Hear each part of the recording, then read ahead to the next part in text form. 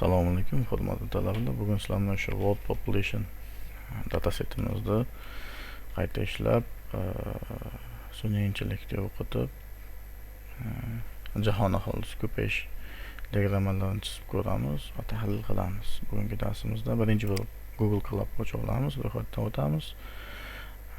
Oldingi videolarga qaranglar, Google Colab'da ro'yxatdan o'tish kabi ishlash to'g'risidagi videolarimiz bor.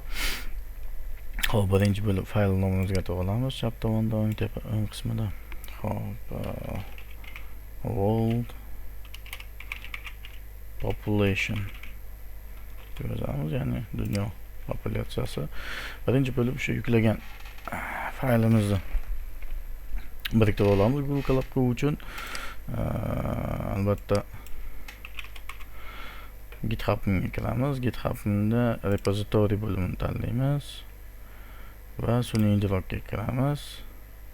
Bu yerdan o'sha world population e'tibor beringlar, ya'ni Excel faylni yuklab olamiz. Yuklab olish knopkasini bosamiz.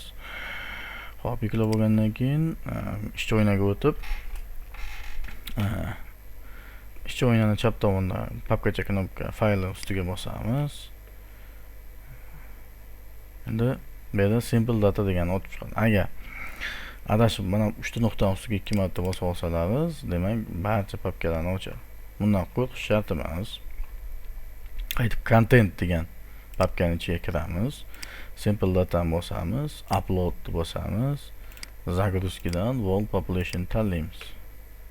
Okay, bizga aytyapti, qanchadir vaqtdan keyin nima o'chirib tashlashim mumkin degan gapni aytyapti. Mana world population Excel faylimiz yuklandi. Endi bu Excel faylni qayta ishlab ko'ramiz. Xo'p, birinchi bo'lib kopiya qila olamiz. Skopировать путь, ya'ni turgan joyini kopiya qila olamiz. Tak.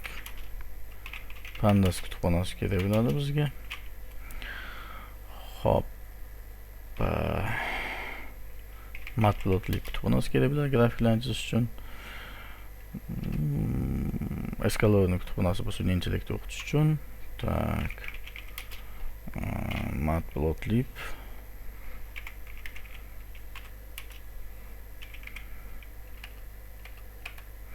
Hop, serverni o'tsin. Barcha kutubxonani yuklab oldik, ishga tushiramiz. Agar bo'lmaydigan bo'lsa, demak yuklab olishimizga to'g'ri keladi. Hammasi bor ekan, demak sizlarda ham bo'ladi. Google Colab'da bor narsa hammada bo'ladi, bir xil bo'ladi. Hop. Birinchi bo'lib faylimizni yuklab olamiz. Hop, data frame yuklab olamiz. Pandas kutubxonasini read endi Excel metodini ishga tushiramiz. E'tibor beringlar, read Excel metodi. Read CSV emas, read Excel, chunki bizning faylimiz расширенияsi qanaqa? Excel fayl, CSV emas. Xo'p, fayl nomini yozamiz, kopiya olgan joyimizni ustida qilamiz. Okay. Agar hammasi yaxshi o'tgan bo'lsa, demak bizga birinchi 5 ta qatorda chiqarib berishi kerak. Yaxshi, demak papka knopkachasini bosamiz, kattalashtiramiz kodlarni. Xo'p, yaxshi. Bizda nimalar yetishmayapti? Bizda nimalar bor? Birinchi ko'raylik. Xo'p, nimalar borligini ko'rish uchun def info metodidan foydalansak ham bo'ladi.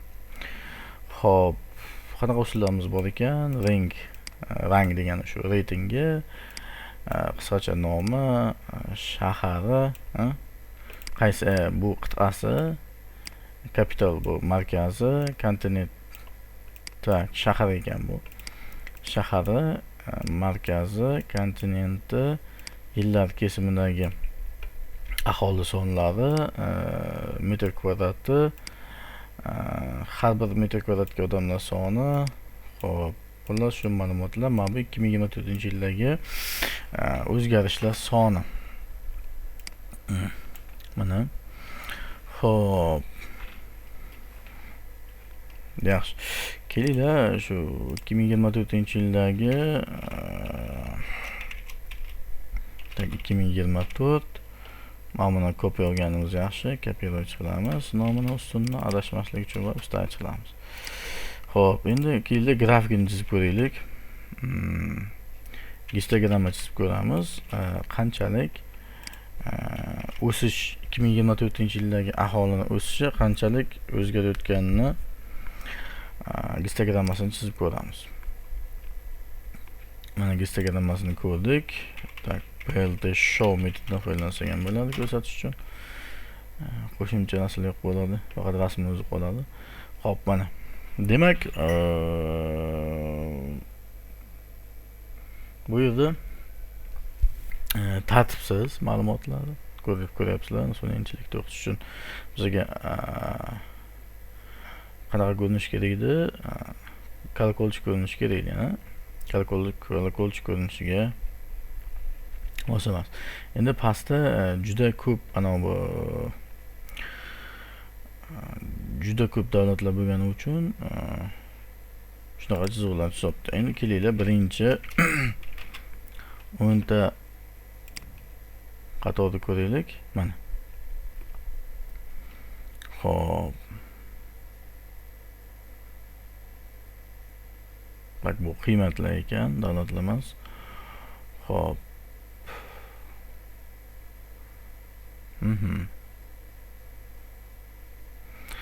Xo'p, bunda sal tushunarsiz bo'ldi. Kelinglar, plot metodini chizamiz. Tak, x o'qiga buni beramiz, to'g'rimi?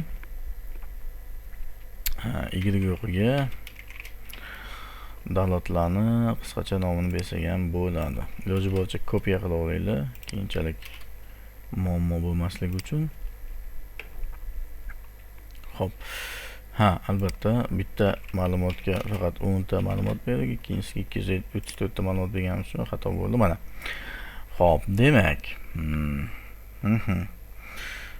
tak, teskari ma'lumot beramiz. Okey, teskarisiga qo'yamiz. Tak, x o'qiga davlatlarning nomi turishi kerak, y o'qiga, demak, uni qiymati.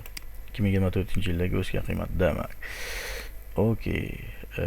Bu qiymatlar integer bo'lmagani uchun grafikimiz xato chiqdi. Kelinglar, bu grafikda integer qilishga harakat qilamiz. Xo'p, yangi qator ochamiz. Tak, va def mana bu yerda ham ko'rinib turibdi, object turibdi. Xo'p, df 2024 change ustunini. Xo'p,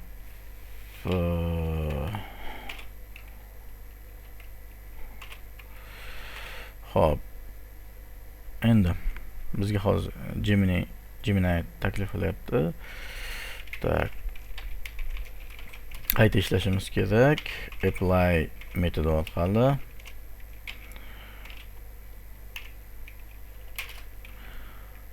tak, apply metodi orqali va lambda funksiyasi bilan birgalikda lambda funksiyasidan foydalanamiz. Tak, x o'rniga 0 element qo'yamiz. Biz aniq bilamiz hammasida prosent ko'rsatkichi borligini, to'g'rimi? Xo'p, shu uchun o'zi string bo'lgani uchun uni string qilishimiz shart emas. Split metodidan foydalanamiz. Hech nima parametr qo'ymaganimiz bu o'sha o'rtasida bitta joy borligi. Agar qanaqadir parametr kelsa qo'ysak bo'lardi. Xo'p, demak biz o'ng tomonini olishimiz kerak. Demak, 0 element olamiz va o'sha ishga tushiramiz. Yaxshi, endi chizib ko'rsak, prosenti yo'q. Endi raqam ko'rinishga o'tkazishimiz qoldi xolos. Xo'p, endi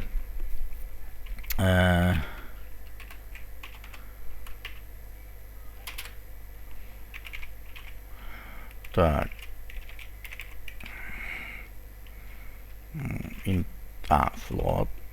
float ko'rinishga o'tkazib olamiz. Tak, okey. Aha. Все понятно. Xo'p. Yaxshi. Tak, demak, endi biz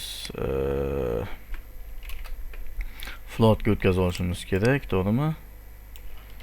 Tak.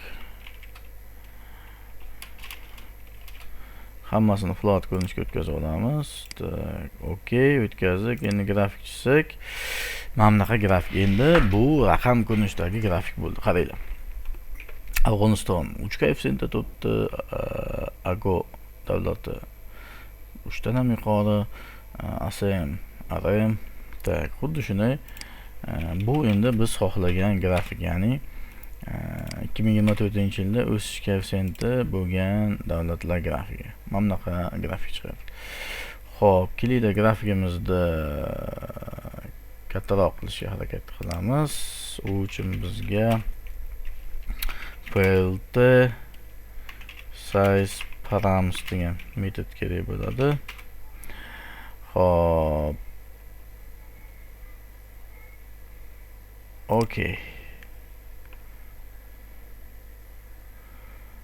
Fix size har doim ishlamaydi. Shu uchun mana params metodi. Okey, params metodi kerak edi bizga. Tak. Peltni yaratib olishdan oldin qilishimiz kerak params metodimizda. Tak. Fix size 20 ga 30, 20 ga 15 ham 12 qilsak ham bo'ladi. Ya'ni eni 20 va balandligi 15. Endi qarasalaringiz mana davlatlarni nomlari sal chiqqanday bo'lyapti. Endi buni yana ko'paytirsak bo'ladi. Ya'ni widthni 30 qilamiz. Ya'ni kattaroq bo'ladi. Shunda davlatlar nomi aniq chiqadi. Mana bunaqa grafika, o'sish grafikasi. Yaxshi. Xo'p. Minus grafikalar ham bor. Mana ko'rib turibsizlar. Xo'p, plus grafika bilan minus grafika. Endi bizga o'rtacha o'sish qanchaligini bilmoqchi bo'lsak, to'g'rimi? O'rtacha o'sish qanchaligini bilmoqchi bo'lsak, xo'p, year change ustunni qo'shib olamiz. Jami summasini ichi bo'larga. Jami summasi 220 to'yinlik bir. Shuni bo'lamiz.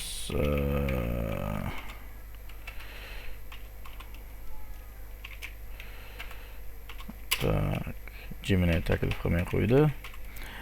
Xo'p, shuni bo'lamiz. Barcha usullar soniga len degani bu barcha o'sha qatorlar soni yoki mana bu yerdan infodan bilib olsak bo'ladi. 234 ta qator bor ekan. Uni ichidan yo'qsak ham bo'ladi. 234 qo'ysak ham bo'ladi bu yerga va shu kodni qo'ysak ham bo'ladi. Ikkalasi bir xil natija chiqadi. Tak, 0.94 demak jami jahon bo'yicha o'sish sur'ati 1% emas. Ya'ni 0.94%. Bu kamayayotganini bildiradi. Jahon 2024-yil uchun bu faqat eslab qolinglar. Xo'p, xuddi shu natija 234 qo'ysak ham bo'ladi. Ikkalasi bir xil natija. Len funksiyasi shu nechta qator borligini chiqarib beradi. Xo'p, demak 94% bu o'syapti deganimiz. Agar 1.1 bo'lgan 1.11 deganda edi, o'syapti. Tak. Endi bu foizlarda bo'lgani uchun 94%ga 4.9%ga o'syapti degan xulosaga kelsak bo'ladi. Ya'ni 1% ham emasda 1%ga yaqin juda kam o'syapti degani. Endi kelinglar shu narsani 2024 emas, 2022-20-yillardagi o'sish sur'atlarini hisoblab chiqsak. Bu uchun bizga nimalar kerak bo'ladi? 22-yildagi o'sish sur'ati bu 2020-yilga bog'liq, to'g'rimi? Okey, demak 2022-yildan 2020-yilda ayiramiz. To'g'rimi? Qancha aholi o'sganini bildiradi va shuni 2020-yilga bo'ladigan bo'lsak, foiz chiqadi. Tushunarli. Demak, xuddi shunday 2022-yil uchun yangi ustun yaratamiz. Xo'p. Data frame'imiz uchun yangi ustun yaratamiz. Bu 2022-yil uchun bo'ladi. Xo'p, bu usulimizga oldin kelishganimizdek qaysi usullarni Xo'p, endi kechirasizlar. Xalaqit bersada shunaqa bo'ladi endi. Oilada bo'lganda. Xo'p, nima qilmoqchi edik? 2022-yildagi aholi qiymati 2020 ni ayirib 2020 ga bo'lmoqchi edik. Xo'p, 2022-yildagi aholidan xo'p 2020-yil aholisini ayirib tashlaymiz. Bu nimani beradi bizga? Bu bizga o'sha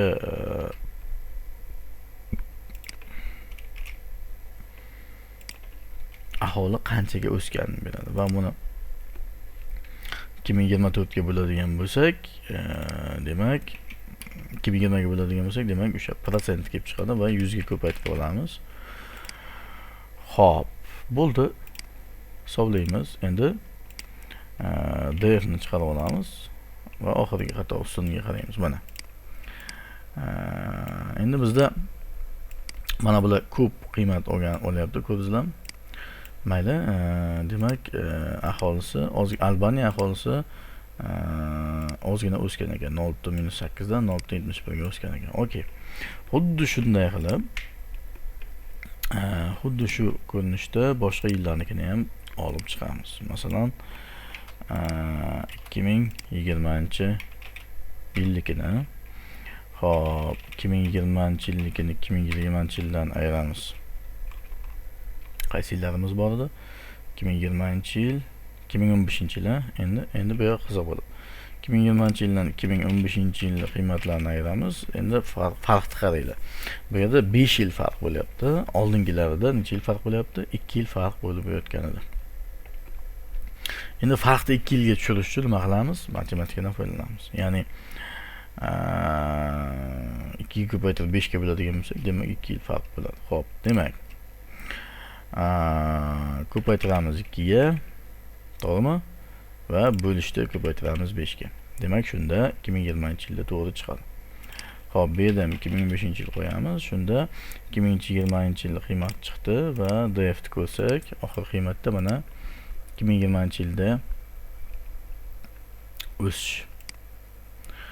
Xo'p, Afg'onistonda 2020-yilda 154% ga o'sgan ekan. Ajoyib, ajoyib. 100% ga kamaygan ekan. Amerikan Samoa degan. Tak, qayerga xato qilgan bo'lishimiz mumkin? Tak, 2 ga ko'paytirdik. Qovus qo'yib qo'yaylik shunda.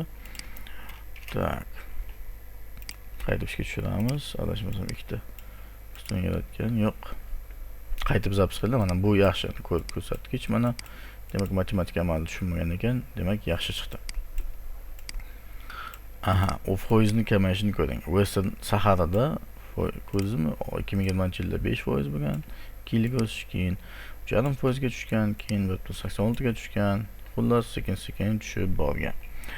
Hop, bu bizga juda ko'p ma'lumotlarni beradi. Xuddi shunday 2015-yillikini hisoblaymiz. 15-yillikini hisoblaymiz. Bu uchun bizda 2010-yil bor ekan. Bu ham 5 yillik period, to'g'rimi? Tak, 5 yillik period bo'lganigan bo'lsa, demak biz yana shu formulani qo'yamiz. Demak 2 yil uchun chiqarib beradi. Va 2010-yilga bo'lishimiz kerak. E'tibor beringlar. Tak, ishlatdik. Yaxshi. Xuddi shu kodimizni yana nima uchun ishlatamiz? Qaysi ustun uchun? Tak, 2000-yildagi ustun uchun. Xo'p. 2000-yildagi ustun uchun. Tak, 2000-yildan oldingisi 1990-yillik, to'g'rimi? Tak, 1990-yil. Tak, 10 yil bo'lgani uchun, demak, chiqqan 10 yillik o'sish sur'ati bo'lsa, demak buni nima qilamiz? Faqat 5 ga bo'lsa yetarli bo'ladi. 5 yil emas, 10 yil bo'lgani uchun faqat 5 ga bo'lsa yetarli bo'ladi. Okey. 2020-yil, 90-yil, mana bu yerda ham 1990-yil qo'yishimiz kerak. Xo'p, ishga tushiramiz. Yaxshi, keyingi yilga o'tamiz. Xo'p. Keyingi yilga o'tamiz. Keyingi yilimiz 1990-yil. 1990gacha qilsak ham o'zi sun'iy tushunib oladi ma'lumotlarni. Tak, qanaqadir qo'llanayapti. Bo'ladi 1980-yil. Tak, 1990-yildan 1980-yilni ayiramiz va 1990-yilga bo'lamiz, to'g'rimi? Mana bunda 1980-yilga bo'lamiz, to'g'rimi? Bo'ldi. Demak, endi bizga yetarlicha ma'lumotlar paydo bo'ldi mana. O'sish sur'atlar mana minusdan, demak, plyusga o'tgan ekan. Afg'oniston 1990-yillarda minusga kirgan. Sababini bilasizlar, urush bo'lgan. Aholi juda tez sur'atlarda qarib ketgan. Tug'ilish bu paytda tug'ilish kamaymagan, lekin o'lim ko'p bo'lgani sababli va o'lim asosan erkaklar bilan tashkil topgan sabab tug'ilish foniga, ko'payish foniga ta'sir qilgan. Xo'p, yetarlicha ma'lumotlarni tahlil oldik, o'sish sur'atlarini. Xo'p,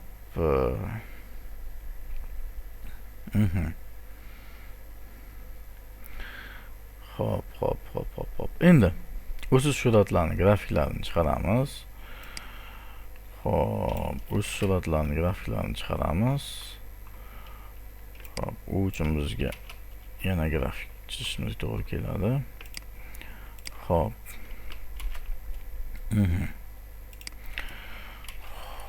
Xo'p. Qanaqa ma'lumotlar qo'ysak bo'ladi? Tak.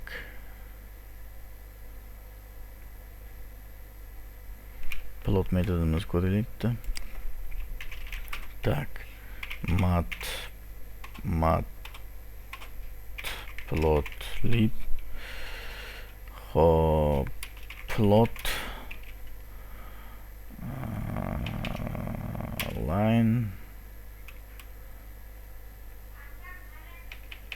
color. Xo'p, rangini o'zgartirmoqchi bo'lsak, set axis color, нет, bu boshqa. Tak, mana bu yerda color metodidan foydalansak bo'lar ekan.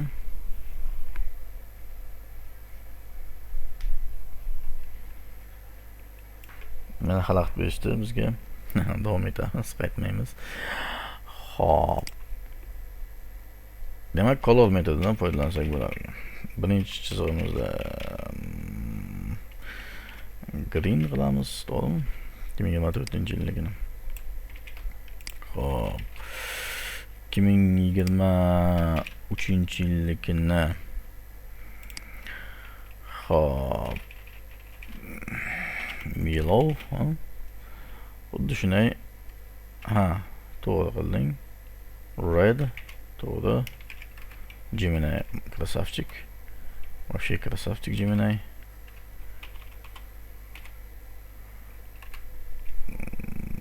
Без слов. Красава. 2019 bo'ldimi? Yo'q, 2020 bor edi. To'g'rimi? 2024 22 bor edi. 2020 bor edi. Tak, 2015 bor edi. 2010-yil bor edi. To'g'rimi? 2015 1990-yillar bor edi.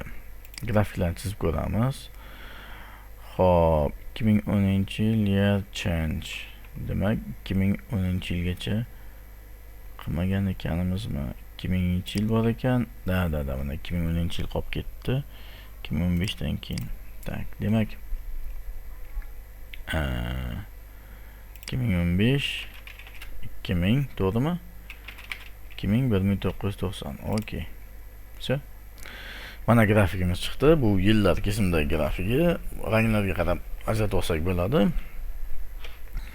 Demak, yellow sariq osish koeffitsiyenti ko'p. Mana qarab turibsizlar, hammasini tepasida turibdi. Qora nimagadir bu Afg'onistonniki o'sha 1990-yilda juda 150% bo'lib ketgan, shuni hisobiga shunaqa. Mana yillar kesimida aholini o'sish sur'atini Instagram plot ko'rinishda ko'rinishi, ya'ni xuddi shuni bar ko'rinishda chizishimiz mumkin va bar ko'rinishda sal qanaqadir ma'lumot olishga ko'p ma'lumot beradi bu narsa bizga. Birinchi 100 ta davlatlarga ko'ryapmiz. Xo'p. Endi kelinglar Osiyo va Yevropa davlatlarini alohida ko'rib chiqamiz. Yo'q, kelinglar birinchi bo'lib minus va plyus bo'lgan davlatlarni ko'ramiz. Xo'p, u uchimizga nima kerak bo'ladi? U uchimizga yangi data frame olamiz, minus degan, ya'ni minus показателlar bo'lgan. Xo'p,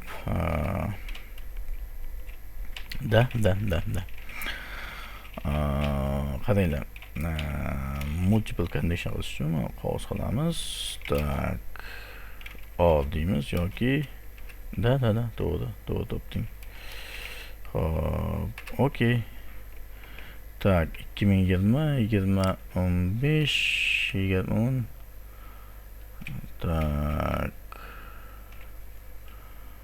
Tak, 90-yillar, ha? Or. Okey, demak hamma minuslarni oldik, hamma yillar bo'yicha. Xo'p, endi def minusni chiqarib ko'rsak, xo'p, nechta ekan? 24 ta, 105 ta davlat bor ekan. E'tibor beringlar, 234 ta davlatdan 105 ta davlat, demak keyingi 70 yillikda minus ishorasiga tushgan. Xo'p. Xuddi shunday plyus ishorali davlatlarni olamiz. Tak. Def plus da. Tak. Xo'p, bu yerda hammasini kattalarni olamiz, ha? Tak.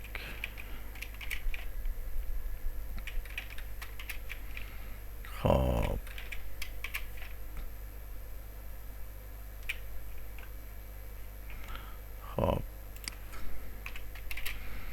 Shu 70 yil ichida qachondir plyusga chiqqan bo'lsa, shuni olamiz, ha? Plyus davlatlarni olamiz. Xo'p.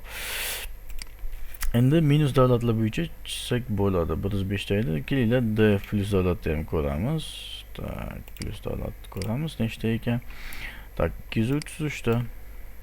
Yaxshi. 233 ta davlat shu 70 yil ichida, 60 yil ichida qancha bir marta nimaga plyusga chiqqan bo'lsa, demak qachondir plyusga chiqqan bo'lsa, demak bu davlat plyusga tushdi. Xo'p,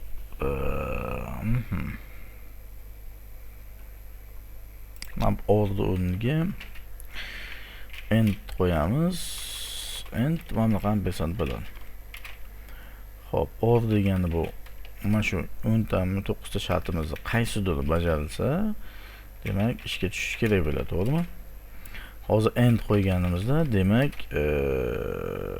hamma shartlar bajarilishi kerak bo'ladi. Ya'ni davlatlar keskin qisqaradi. Mana shu 70-yilda faqat o'sadigan davlatlar, 129 ta davlat faqat o'sadigan davlat ekan. Bunda Yevropada Andorra davlati. Ko'ramiz. Довольно yaxshi o'sib kelyapti. Yevropa davlatlaridan, Afrika davlatlaridan Angola, Shimoliy Amerikadan Angola, Osiyodan shunaqa. Xo'p, endi minusda ham xuddi shunaqa qilsak bo'ladi. Faqat kamayuvchi davlatlar bo'lish uchun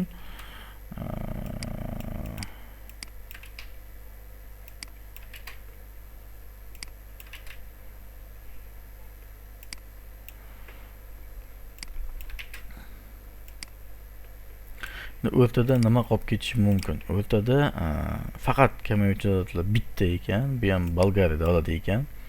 Faqat kamayib kelgan ekan, mana. Ko'ryapsizlarmi? 2024-yilga kelib, demak, sal o'sibdi. Kamayish koeffitsiyenti, lekin kamayish koeffitsiyenti oshib borish tartibida bo'lgan va 2024-yilda keskin kamaygan. Bu nima? Bu migratsiya bo'lishi mumkin, ya'ni Bolgariya davlatiga boshqa urush bo'ladigan davlatlardan qochib borgan bo'lishlari mumkin. Okey. Demak, bu yerga or qo'yamiz. Nazar. Aha. Tak, ishlatamiz. Bizda qachondir minusga tushgan tushsa bo'ldi. Endi plus davlatlarning ichidan qaysi kontinent ko'proq plyusga chiqadi? Faqat plyusga chiqadigan kontinentlarni ko'rib chiqamiz. Qaysi qit'ada faqat o'sish bo'lyapti? Tinimsiz 60-70 yil ichida. Xo'p, bundan qaysi ustuni bo'yicha content ustuni bo'yicha, ya'ni content ustuni degani shu qit'asi bo'yicha nima qilamiz? Value count metoddan foydalansak ham bo'ladi. Xo'p, Afrikada 45 ta davlat, Osiyoda 29 ta davlat, Amerikada yana bitta davlat, Yevropada 14 ta, Okeaniyada 12 ta, Shimoliy Amerikada 8 ta davlat. Endi kelinglar shu narsani jami DF bo'yicha ko'ramiz. Ya'ni birinchi datasetimiz bo'yicha qanaqa edi? Davlatlarning kesimidagi bo'linishi. Tak, content, value, count. Xo'p, Afrikada 57 ta davlatdan e'tibor beringlar. 45 ta davlat faqat o'suvchi. Osiyodan 50 ta davlatdan 29 tasi faqat o'suvchi. Yevropada 50 ta davlatdan faqatgina 14 tasi o'suvchi. Okey. Xuddi shuni prosent ko'rinishida chiqaramiz. Tak. Demak, qiymatlarni bo'lib chiqaramiz. Tak.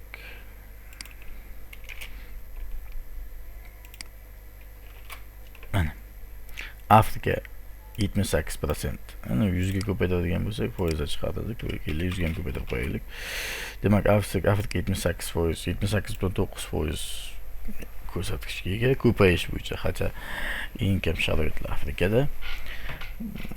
Hamma davlatlarni hisobga oladigan bo'lsak, sharoitlari past.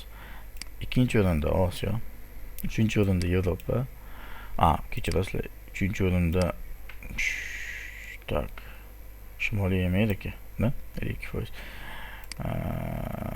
Keyingi o'rinda Okeaniya, uchinchi o'rinda Janubiy Amerika ekan, keyin Shimoliy Amerika. Tak. Tak, okey. Okeaniya eng oxirida Yevropa. Demak, Yevropa davlatlari kamayishda davom etib bormoqda. Xuddi shu narsani kamayayotgan davlatlar bo'yicha ko'ramiz. Kelinglar xulosa chiqarish uchun. Xo'p. Kamayayotgan davlatlar minusida. Minus. Kamayayotgan davlatlar bo'yicha ko'raylik. Tak. Hacha bir marta, hech bo'lmasa bir marta minusga tushgan davlatlar bo'yicha Afrikaga 22 yana bitta ko'rsam, eng ko'pi Yevropa 72 ta davlati. Demak, hech bo'lmasa shu 70 yil ichida bir marta, hacha bir marta kamayishga uchragan davlatlar bor ekan. Bu degani, bu Yevropa aholisi kamayib ketishda davom etmoqda. Xo'p. Endi keyingi grafik ko'rinishida ko'ramiz shuni. Xo'p.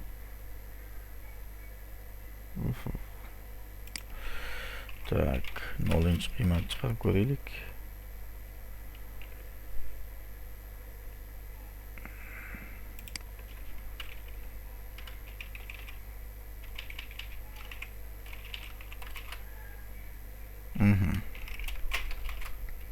Okey.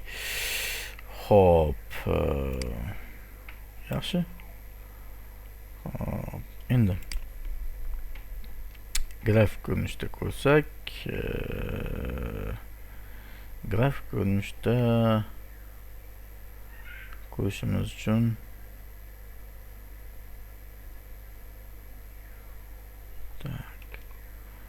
qancha dadimiz bordi? 129 so'mni ko'rsak bo'ladi. Bunda 105 ta mana ham ko'rsak bo'ladi. Yaxshi. Demak, grafik chizib olamiz. Tak, mana bu grafik sal o'zgaradi endi. Yillar kesimida emas, endi. Xo'p, bu yerda bizda davlat nomi tursin. Buni o'rniga nima beramiz? def minus beramiz, to'g'rimi? Def minusdagi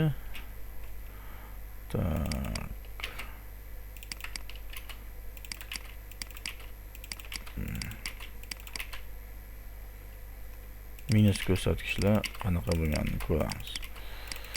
Ko'tarilgan tushgani, demak minus bo'yicha chizdik. Xo'p, 0 dan pastda juda ko'p turibsizlar. 0 dan balani ham bor mana. Qaysi davlat ekan bu? Xo'p. Demak, mana buni sal ko'paytiramiz. Kelinglar, qilib olaylik.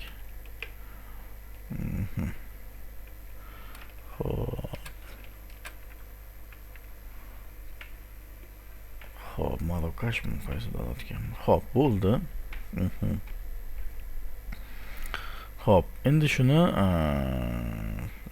Yevropa va Yevropa va Osiyo bilan solishtirib olaylik. Yevropa va Osiyo bilan solishtirib olamiz. Yani adil chizamiz. Yevropa uchun adilni, Osiyo uchun adilni. Okey. Xo'p, uchimizga nima kerak bo'ladi? Def minus tak, Aziya, ya'ni Osiyo davlatlari uchun. Xo'p, def minus Yevropa. Так, ну Afrika, давай mayli. Так, bo'ldi. Endi mana grafikda Yevropa va Osiyo davlatlari uchun chizamiz. Tak, yangi kod chiqaramiz. Xo'p, endi biz faqat Osiyo davlatlarini ko'raylik. Tak. Chunki hamma qiymatni Osiyoga oldik. Tak, bo'ldi. Xo'p, mana Osiyo davlatlari uchun chizdik. Mana. E'tibor beringlar, Osiyo davlatlarida 0 dan balandi juda ko'p. Faqat LBN degan davlat. Xo'p, ko'raylikchi, qaysi davlat ekan u?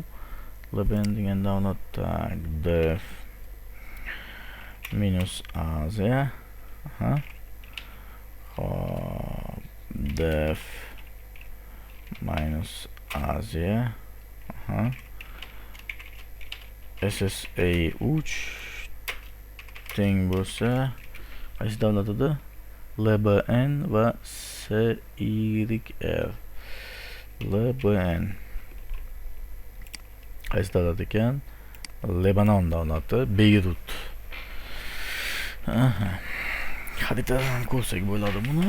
Lebanon davlati 119-o'rinda turar ekan. Aholisi kamayishda davom etib bormoqda. Osiyo Lebanon davlati. Kelinglar ko'ramiz. Tak, Google Maps. Google xaritadan ko'ramiz. Lebanon davlati. Lebanon. Tak. Beyrut, Lebanon. Damashq.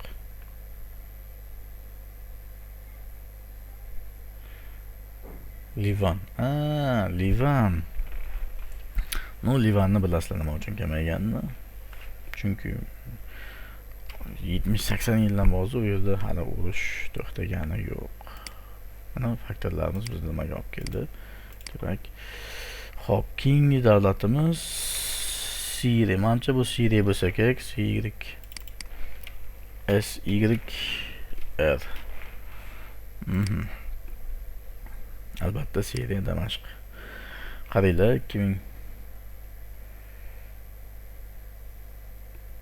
2014-yilga kelib juda kamayib ketgan.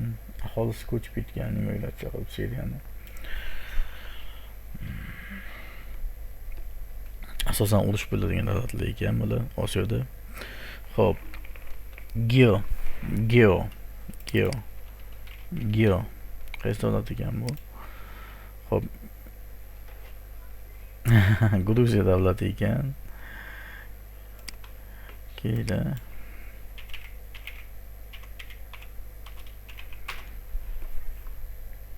Gruziya davlati joylashi juda ajoyib, resurslari juda yaxshi. Tog'kon resurslar bo'lmasa mumkin, lekin tabiat va meva-cheva yaxshi. Qancha bu yerda ko'payish bo'lishi kerak. Afrikaga qaraganda yaxshi sharoitlar. Hop.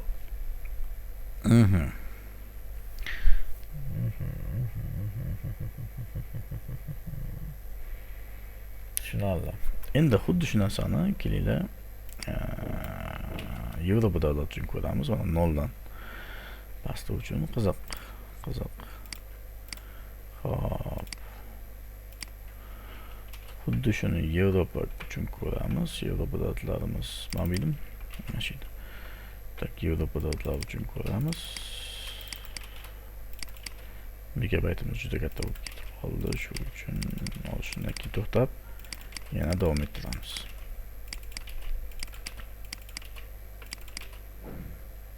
Tak, okey. Yevropa davlatlarini ko'rsak, ajoyib, pashti hammasi 0 dan pastda. Bu degani Yevropa davlatlari aholisi kamayib bormoqda. Bunga qanaqa faktorlar sabab bo'lishini o'ylab ko'ringlar. Kommentariylarda yozinglar yoki izohlarda qolishlaringiz mumkin sabablarini. Hop, bu birinchi 100 ta davlatni ko'ramiz, to'g'ri. Mana o'zi 5 ta davlat. İşte hammasini ko'rdik. Hop. Endi keyingi qiladigan ishimiz buni sun'iy intellektda o'qitamiz.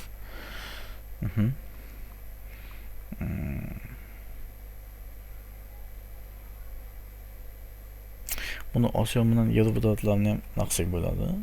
O'rtachasini, ya'ni hammasini qo'shib o'rtachasini keyin shu ishni qilaylik, shuni tugatamiz. Hop.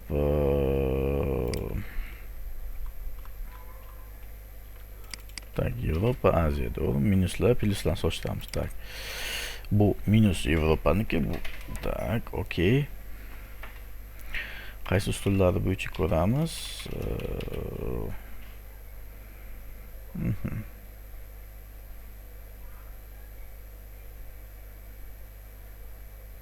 Kim 2024 yil bo'yicha ko'raylik. Tak. 2024 yil bo'yicha ko'rsatkichi o'rtacha 7.6% ekan. O'rtacha. Xo'p, endi xuddi shuni Osiyo uchun ko'ramiz. Tak. Aziya. Okey. 13%, demak 2 marta tezroq ko'payib bormoqda Osiyo davlatlari. Почти 2 marta, 1.7-1.6 marta ko'payib bormoqda. Yevropa davlatlari o'rtacha emas bu hammasini yig'indisi. Bu o'rtacha hisoblashimiz uchun kechirasizlar, mana buni bilib qo'yishimiz kerak hammasiga. Da, endi o'rtacha chiqadi. Mana o'rtacha 0.2% ga. 2% emas. Tak, yuzga ko'paytiramiz, shunda foiz chiqadi. 21% o'rtacha. 2024 yilda o'rtacha o'sishi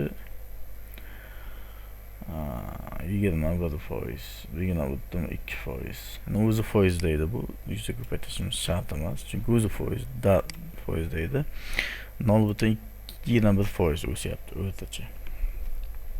Davlatlari bu nima degani? Bu degani agar 100% ortsa, ikkita odam qolishi kerak, to'g'rimi?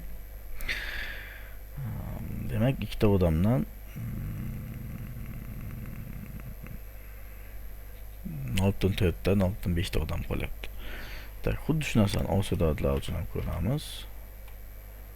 Da. Xo'p, okey. Osiyo davlatlari uchun ko'ramiz 0.62%. Osiyo davlatlari ham zo'r emas. Bu faqat minus ko'rsatkichi bo'lgani uchun 0.62%. Bu degani ikkita odam 2 yilda yoki 2024-yil ko'rsatkichi bo'yicha ikkita odamdan bitta odam qolibdi. 0.5 degan bitta odam. Ikkita odam qolsa 100% bo'ladi. Demak, o'sish ko'rsatkichi past. Endi xuddi shuni plyuslarini ko'ramiz. Tak, Yevropada. Xo'p, plyus ko'rsatkichi bo'lganlar. Tak. Manimcha bor edimi, yo'q edimi? Yo'q-da. Demak, tak, plyus ko'rsatkichi bor, minus,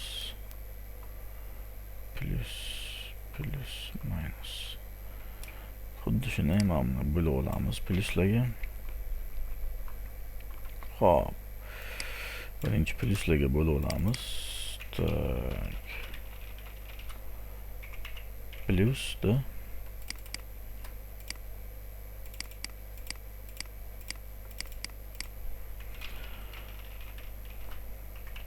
plyus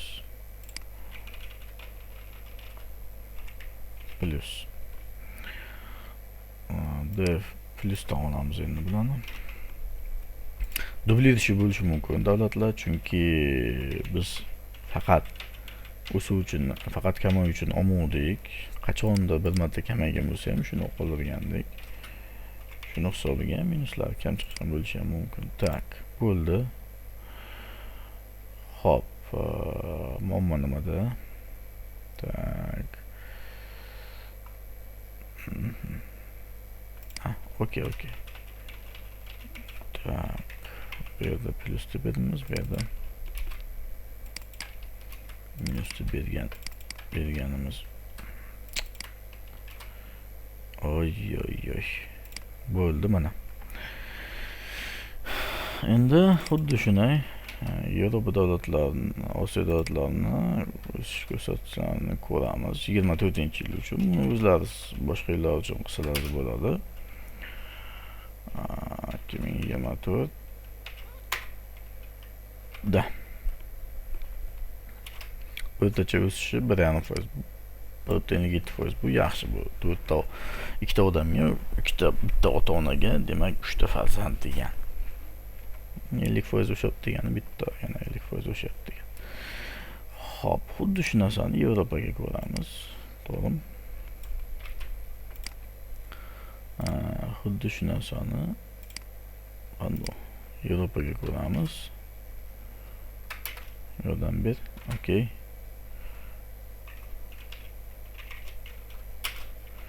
2024-yilda